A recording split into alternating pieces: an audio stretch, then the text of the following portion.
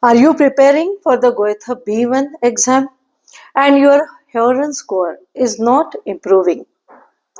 You listen to the audio, understand some words, but still you choose the wrong answer. Don't worry, you are not alone. In this video, I will share with you 10 such practical strategies with which your Hören score will improve. So watch till the end because it is very important for you. Because see, this kind of exams, just studying is not enough.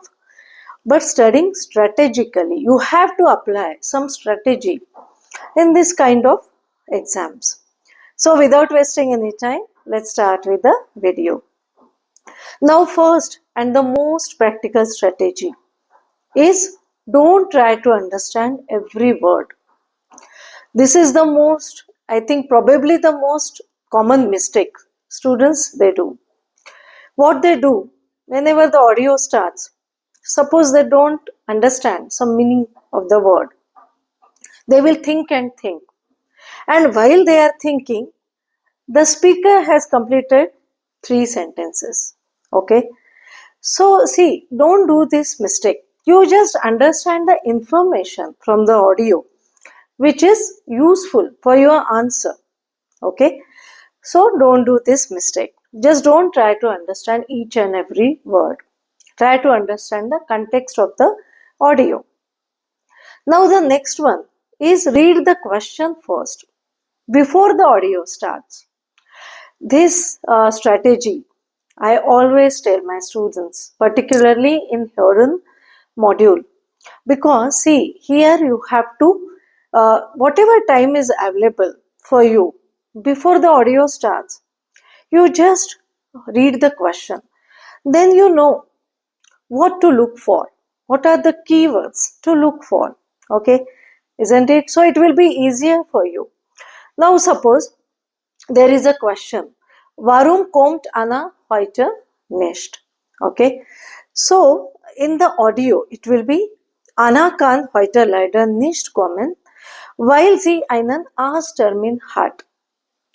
Now here you have already read the question that Warum kommt Anna heute nicht? Now you have to look for something. Here the keyword is Arzttermin, right? Doctor's appointment. Okay, so got it? This is clear. So first read the question before the audio starts. It will be very easy for you.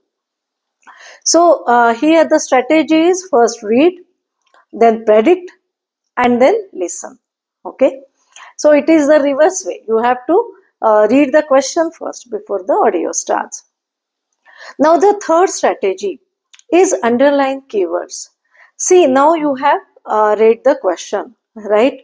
Now you know what are the keywords in these questions and what are the keywords to look for your answer from the audio. Now suppose example is Wann fährt der Zug nach München ab?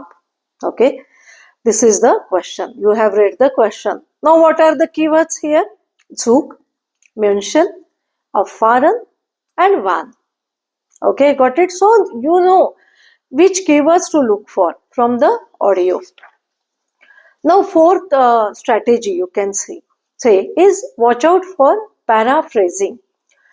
So what is paraphrasing? Sometimes the phrase, one meaning or the one you can say the same meaning phrase but in a different way is used in either audio or question.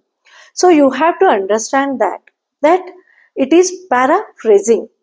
Similar meaning phrase but different phrase they are using here. Okay, so look for that, watch out for paraphrasing. The same meaning you should know what is the synonym for that, right? Now suppose in the question it is der Mann ist mit dem Hotel zufrieden. Okay, and maybe in the audio it is das Hotel hat mir wirklich gut gefallen. So the meaning is same but in a different way they have used. So you have to understand this. You have to watch out for paraphrasing. Now the fifth strategy is be careful with distractors. See, sometimes just to confuse you, the distractors are used. Like I will give you one example. Suppose in a audio, wir wollten am Samstag fahren, aber leider haben wir keine Zeit.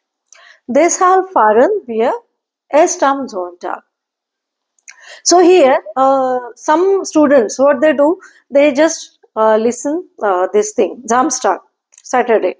And in a hurry, they will just write the option Samstag because the option will be there in MCQ.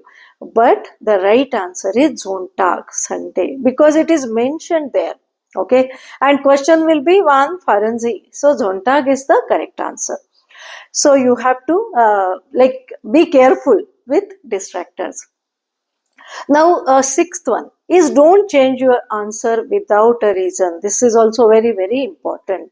Many students, what they do, they just confuse. Now, suppose they tick A, okay, in the option. Afterwards, they will think, no, it is B. After some time, they will think it is C. Don't do that.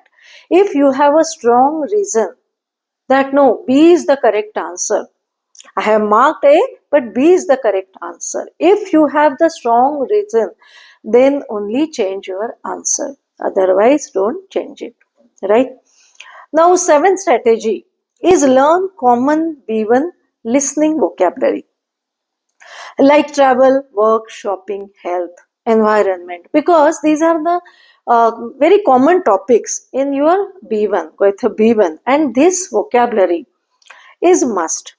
Right? So try to work on this, practice some words, vocabulary on these topics. These are very commonly used topics in your B1. Now the eighth one is practice with active listening. Okay, what does this mean? What happens? Students, they just practice. Okay, they will just start one podcast or audio, something in German, and then they start doing something else. Okay, there that audio is playing and they start something else, but that is not okay. Okay, you have to carefully listen to that audio. You have to understand the meaning of the audio. Correct? Got it? Okay. Now the ninth one is practice numbers, dates, times. These are the keywords actually, like telephone numbers, then dates, times, prices, addresses, percentages. These are the, you can say, keywords. So try to learn this. Because see, in numbers also many students, they confuse. Sometimes for 13 and 30. Because in audio it will be, suppose it is 13, meaning 13. But they think that it is 13. So the answer will be 30. So that's why you have to practice numbers very, very carefully. So there is a separate video on my channel on German numbers, their spellings, pronunciation. I will give the link in the description box. You can go and watch that. Now 10th and the last strategy is practice like it is the real exam. This is also very, very important, because what students they do, they just treat the exam like it is a mock test. They don't take it seriously. But please don't do that. Every practice test, you appear like it is a real exam. Then only you will get to know the structure, format of the exam. Now here, my bonus tip, you can say, is before listening, what you have to do, read the question, underline what I told you, underline the keywords, and predict that what will be the answer of this question, okay, from the audio. Now during listening, what you have to do, listen, focus, and don't panic. Even if you miss one or two words, that is absolutely fine. But you have to understand the information, whatever given in the audio. Now, after listening, what you have to do? Check, analyze, and improve. Right? In the practice test, also you do this. Okay? Always follow this structure, and I am pretty much sure that you will get very high score in your Goethe B1 Hören or listening exam. Okay, so that's all for today, friends. If you are new to my channel, subscribe to my channel and don't forget to like and share. Thank you and bye bye.